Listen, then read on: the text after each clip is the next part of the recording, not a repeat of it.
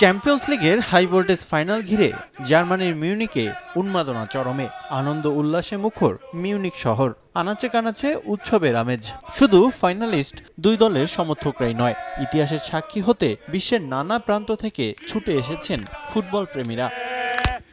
High voltage final সামনে রেখে দু দলই অবস্থান করছে মিউনিকে। নিজেদের ফুটবলারদের এক নজর দেখা পেতে হোটেলের সামনে ভিড় জমায় সমর্থকরা। 4 বছর আগে পিএসজি শিরোপা জয়ের সুযোগটা হাতছাড়া করলেও এবার শিরোপা নিয়েই ফিরতে চান সমর্থকরা।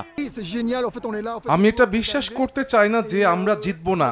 আমি পিএসজির ইতিহাসের সাক্ষী হতে এখানে এসেছি। আমরা দুর্দান্ত একটা ম্যাচ চাই, তবে জয় আমাদের মূল উদ্দেশ্য। এবার আমাদের দল দুর্দান্ত, শিরোপা না জেতার কোনো কারণই দেখছি না। এদিকে সবশেষ 2010 সালে শিরোপা জিতেছে ইন্টার মিলান। এরপর 2022-23 মৌসুমেও রানার্স আপ হয়ে খালি হাতে ফিরতে হয় ইতালিয়ান জায়ান্টদের। তবে এবার চ্যাম্পিয়ন্স লিগ জিতে দীর্ঘদিনের শিরোপা খরা কাটাতে চায় ইন্টার সমর্থকরা। আমি অনেক খুশি এবং আশা করি 15 বছর পর আবার শিরোপা জিতব। আমার বেশ কিছু রাত ঘুম হয়নি। আমি মনে করি ইন্টার শিরোপা এনে দিয়ে আমাদের আনন্দ বাড়িয়ে দিবে।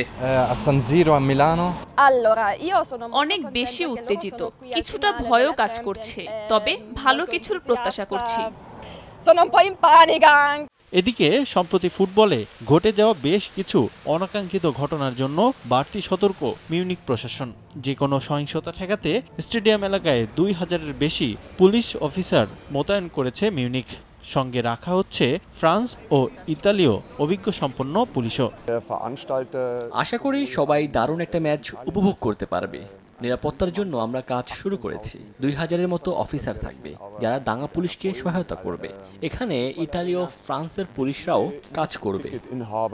মিউনিকের পাশাপাশি নিরাপত্তা জোরদার করা হবে প্যারিসেও। শিরোপা লড়াইয়ের ম্যাচের দিন 5500-এর মতো পুলিশ মোতায়েন করবে প্যারিস। রিফাতুল ইসলাম মিরন, সময় সংবাদ।